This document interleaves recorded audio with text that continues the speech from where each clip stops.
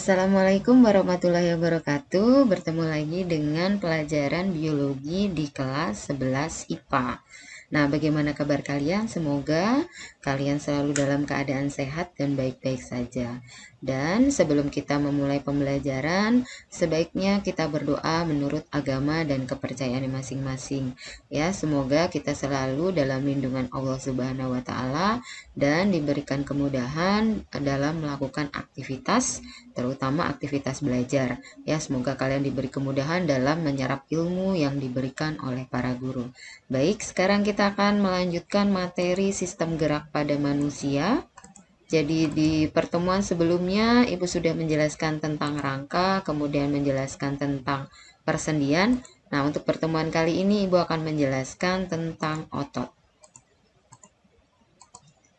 Nah, otot itu memiliki kemampuan untuk berkontraksi. Dia cirinya menebal atau memendek dan berelaksasi. Artinya kembali seperti keadaan semula. Kalian contohkan ya, coba kalian peragakan di rumah ya. Kepalkan tangan, kemudian kalian angkat, kemudian tekuk. Nah, apa yang terjadi? Yang terjadi pada lengan atas ya, itu menggembung. Ada otot yang menggembung dan keras, ya memendek, ya mengeras. Kemudian kalau kalian luruskan kembali, maka keadaan otot seperti semula. Ya, kalau kalian pegang itu dia empuk gitu ya, relax. Nah, seperti itu. Jadi berkontraksi dan berelaksasi. Jadi saat otot kita berkontraksi, dia akan memendek, menebal dan mengencang ya, keras. Kemudian otot berfungsi untuk menggerakkan organ-organ dalam tubuh dan rangka. Nah, pada pembahasan kali ini kita akan membahas bahwa otot itu menggerakkan rangka atau tulang. Kemudian terdapat 3 jenis otot, yaitu otot polos, otot lurid, dan otot jantung. Nah, ini sudah dibahas di jaringan pada hewan ya, perbedaan dan persamaan dari ketiga jenis otot tersebut. Nah, kemudian kita akan membahas otot rangka. Nah, jaringan otot rangka terdiri dari benang-benang atau miofibril yang terdiri dari protein aktin dan miosin. Nah, ciri khasnya aktin itu dia lebih tipis, miosin itu lebih tebal, sehingga otot itu tampak ada garis tebal dan tipis atau garis gelap dan terang, sehingga tampak bergaris-garis atau disebut dengan lurik. Nah, ini penggambaran miofibril. Jadi kalau kita ada lengan, misalkan ini lengan kita, kemudian ada segumpal otot, kita tarik sampai terdapat serat otot terkecil, itu disebut dengan miofibril yang terdiri dari aktin dan miosin. Nah, kalau kita lihat lagi ya, diperjelas lagi, miofibril itu yang terdiri dari aktin dan miosin ini, ada tumpukan aktin dan miosin yang akan membentuk satu satuan kerja yang disebut dengan sarkomer. Nah, kita lanjut ya penjelasan lebih detailnya. Nah, oke, sekarang kita mulai dari segumpal otot tadi. Kalau kita tarik ya, ada namanya vesikulum atau vesikula. Itu adalah sebundel atau seikat otot. Ya, jadi seikat otot kemudian diikat lagi menjadi segumpal otot tadi ya. Nah, kemudian seikat otot tadi atau vesikula tadi dilindungi oleh epimisium dan endomisium. Nah, epimisium itu adalah lapisan yang luarnya, kemudian endomisium itu yang lapisan dalamnya. Oke, paham sampai di situ ya? Kemudian dari vesikulum atau vesikula tersebut, itu kalau ditarik lagi, nah itu akan terdapat benang-benang atau yang disebut dengan miofibril. Jadi terdapat banyak benang. Nah, setiap benang itu terdiri dari protein aktin dan miosin. Nah, kemudian di dalam miofibril tersebut terdapat sarkoplasma dan sarkolema. Sarkoplasma adalah sitoplasma atau cairan yang ada di dalamnya. Kemudian sarkolema adalah membran yang terdapat pada sel otot. Kemudian ada fascia. Apa itu fascia? Jaringan ikat yang membungkus atau menghimpun otot menjadi satu. Di sini. Ya. Kemudian tendon adalah jaringan yang menghubungkan antara otot dan tulang. Nah, ini ya supaya si otot tetap menempel pada tulang. Oke, paham ya? Selanjutnya kita akan membahas sarkomer. Tadi kita sebutkan bahwa miofibril terdiri dari aktin dan miosin, dan aktin dan miosin itu akan bertumpuk ya, aktin miosin. Nah, satu satuan kerjanya disebut dengan sarkomer. Jadi dalam satu miofibril terdapat banyak sarkomer yang nantinya setiap satu sarkomer itu dibatasi oleh garis Z. Oke, nah kemudian ini perbandingkan antara dua gambar ini, ya. Nah gambar ini, kamu perhatikan di gambar ini. Jadi kalau di sini digambarkan aktin itu yang warna ungu, di sini yang warna hijau. Jadi aktin itu bentuknya seperti benang, ya, bentuknya seperti benang. Tetapi kalau diperbesar kembali, itu bentuknya seperti tali tambang yang dipelintir. Memperhatikan ya, ini seperti tali tambang yang dipelintir. Coba kita perjelas. Nah, yang ini. Nah, ini aktinnya. Nah, kemudian aktin ini nantinya dia akan ada bagian yang disebut dengan troponin dan tropomiosin. Ya, ingat troponin itu yang kayak tali. Nah, ini kemudian tropomiosin itu yang seperti tali.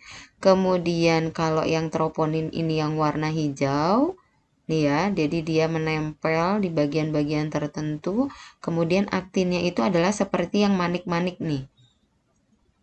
Oke, itu ya, itu adalah bagian dari aktinnya. Kemudian ada miosin, miosin itu ada kepala dan ekor. Nah, itu strukturnya yang harus kamu ingat, ya. Nah, ini adalah penggambaran. Jadi kalau saat otot itu dalam keadaan relaksasi dia seperti ini. Jadi ada jarak. Di sini ada jarak antara aktin dan miosin. Jadi tidak terlalu banyak tumpukan aktin dan miosinnya. Tetapi kalau dalam keadaan kontraksi, ingat ini ikatan antara aktin dan miosinnya dia penuh. Jadi di sini sedikit banget jaraknya. Di sini juga memendek nih jaraknya. Lihat perbandingan di sini ya. Oke, sekarang kita lanjutkan ke daerah-daerah yang ada pada sarkomer. Tadi saya jelaskan bahwa sarkomer itu banyak, ya, panjang, dan setiap satu sarkomer itu dibatasi oleh garis Z. Nah, garis Z adalah garis batas antar sarkomer atau penghubung antar sarkomer satu dengan lainnya. Jadi di sini ada garis Z, nanti di sana ada sarkomer lagi, di sini ada sarkomer lagi. Kemudian perhatikan ada pita I. Pita I adalah daerah yang hanya terdiri dari aktin saja. Ini aktin saja dan ini aktin saja. Ini disebut pita I.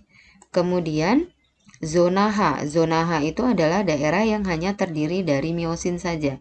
Ingat yang merah ini. Jadi ini miosin saja, ini adalah zona H. Kemudian ada pita A. Pita A adalah daerah yang terdiri dari aktin dan miosin. Lihat ini aktin, miosin, ini juga aktin, miosin. Nah, daerah ini dan daerah ini disebut sebagai pita A. Kemudian aktin terdiri dari dua protein, troponin dan tropomiosin. Nah, kita perjelas gambarnya. Nah, seperti ini. Jadi ini gambarnya yang lebih besar ya. Jadi kalian saya jelaskan di slide sebelumnya ya, bahwa ini manik-manik ini adalah aktin, kemudian garisnya ini seperti tali tambang ini adalah tropomiosin, kemudian titik di sini kalau ini titik hijau ini titik kuning itu adalah troponin. Nah, apa sih fungsinya troponin dan tropomiosin? Jadi tropomiosin itu adalah berbentuk seperti tali yang terdiri dari dua untai. Fungsinya adalah untuk menutup ikatan, titik ikatan antara aktin dan miosin. Kemudian troponin merupakan protein penutup bagian titik ikatan aktin dan miosin. Nah, ini nanti kalau ada rangsangan dia akan terbuka. Kalau troponinnya lepas, maka tali tambang ini akan bergeser, sehingga ini ada titik-titik hitam itu adalah titik ikatan antara aktin dan miosin terbuka, sehingga aktin dan miosin bisa berikatan. Kemudian miosin terdiri dari kepala dan ekor. Ini kepala dan ini ekor. Oke ya. Selanjutnya kita akan membahas mekanisme kontraksi otot. Nah, pada saat berkontraksi harus didahului tentu saja dengan adanya rangsangan yang akan mengenai sel-sel saraf. Kemudian sel-sel saraf akan mengeluarkan asetilkolin dan membebaskan ion kalsium yang berada di dalam sel. Kemudian ion kalsium itu akan berikatan dengan troponin, ya, sehingga troponinnya itu akan lepas, kemudian tropomiosin akan bergeser, sehingga titik ikatan antara aktin dan miosin akan terbuka, maka terbentuklah ikatan antara aktin dan miosin membentuk aktomiosin. Nah, dia bisa berikatan tentu saja dengan bantuan energi berupa ATP. Ya. Nah, ini penggambaran yang tadi ya. Kemudian kita lihat kalau tadi juga sudah Ibu jelaskan kalau dia dalam keadaan relaksasi kemudian dalam keadaan kontraksi. Jadi titik ikatan antara aktin dan miosinnya akan lebih banyak. Ya, sehingga saat berkontraksi maka pita I-nya akan menjadi lebih pendek, zona H-nya juga akan lebih pendek. Yang melebar atau bertambah adalah pita A, yaitu daerah ikatan antara aktin dan miosin. Ya, setelah terjadi kontraksi, maka akan terjadi relaksasi. Berkebalikannya saja kalau terjadi relaksasi ya, berarti ion kalsiumnya itu dia masuk lagi ke dalam sitoplasma sehingga si troponin itu terbebas dari kalsium sehingga dia kembali lagi ke tempat semula. Kemudian tropomiosin juga talinya tadi kembali ke tempat semula dan menutupi titik ikatan antara aktin dan miosin sehingga ikatan aktin dan miosinnya lepas. Maka terjadi proseslah relaksasi. Kemudian sumber energi pada saat kontraksi otot tadi disebutkan adalah ATP. Kepanjangannya adalah adenin trifosfat. Nah, ATP ini akan dihasilkan melalui respirasi seluler. Nah, respirasi seluler ini dibahasnya di kelas 3. Ya, tetapi respirasi aseluler atau pernapasan itu kita akan bahas di kelas 2 ini ya. Nanti ketemu kita babnya yang respirasi aseluler atau ekstraseluler atau disebut juga dengan pernapasan. Nah, di sini digambarkan dulu reaksi sederhananya ya.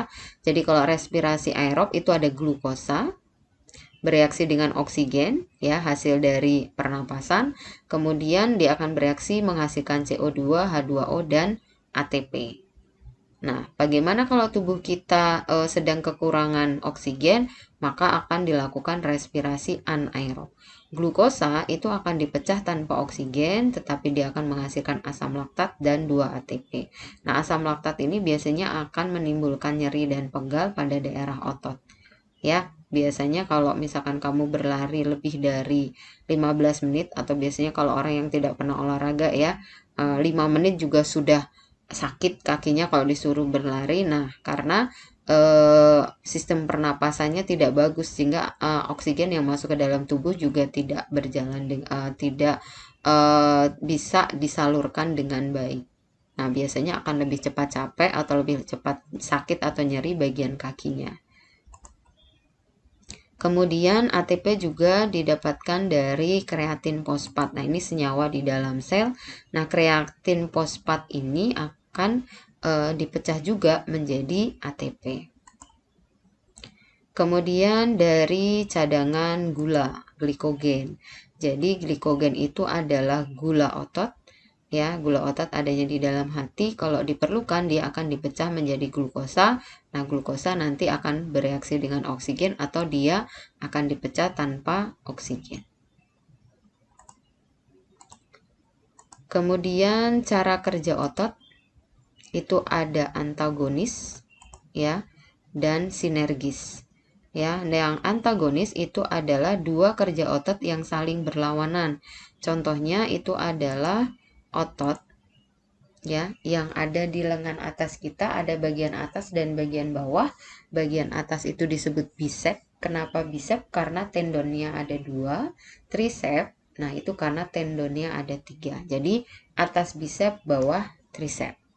Nah itu kerjanya berlawanan. Kerjanya berlawanan seperti apa? Kalau kamu menekukkan lengan, ya, kamu perhatikan, maka bagian atas itu, otot yang bicepnya itu akan mengeras, sementara yang bagian bawahnya itu akan mengendur.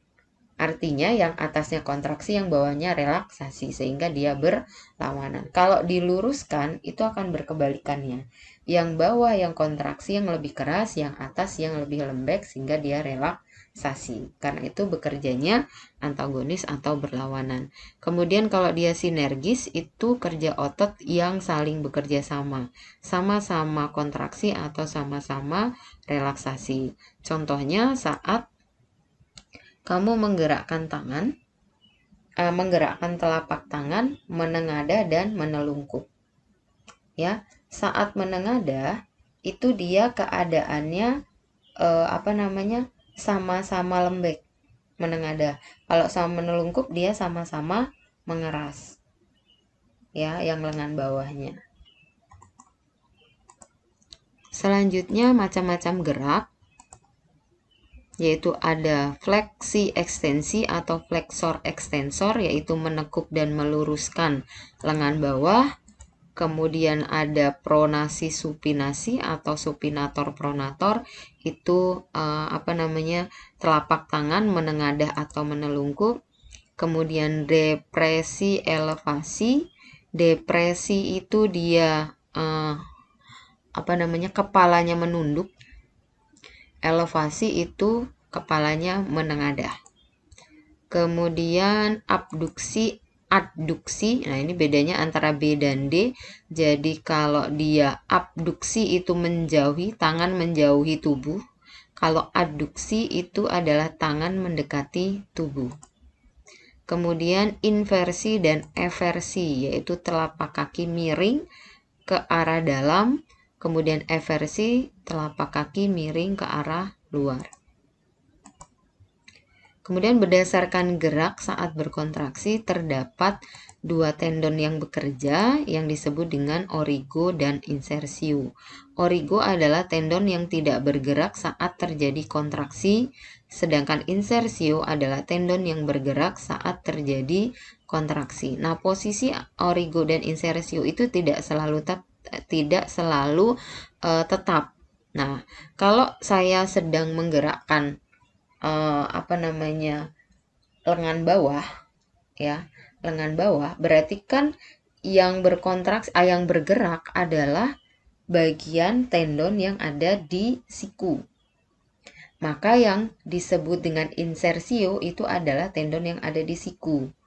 Sementara tendon yang ada di bahu kan tidak bergerak, maka itu disebut dengan origo. Beda lagi kalau misalkan saya menggerakkan bahu, ya, saya bergerak aduksi dan abduksi, menjauhkan tangan dari tubuh dan mendekatkan tangan dari tubuh. Kamu perhatikan bahwa yang bergerak adalah tendon yang ada di bahu. Nah, berarti insersionya adalah tendon yang ada di bahu, sementara origonya adalah tendon yang ada di siku. Jadi ingat ya, bergerak dan tidak bergeraknya yang kamu harus pahami.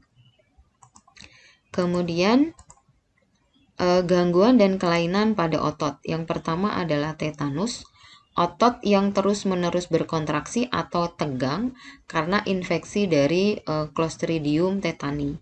Nah, ini biasanya kalau luka kemudian tidak dirawat, tidak dibersihkan, maka Clostridium tetani akan berkembang biak di bagian luka. Kemudian atrofi adalah mengecilnya otot karena infeksi virus polio. Kita sering lihat orang yang terkena polio parah itu kakinya menjadi lebih lemas gitu ya. Jadi berjalannya itu tidak seimbang.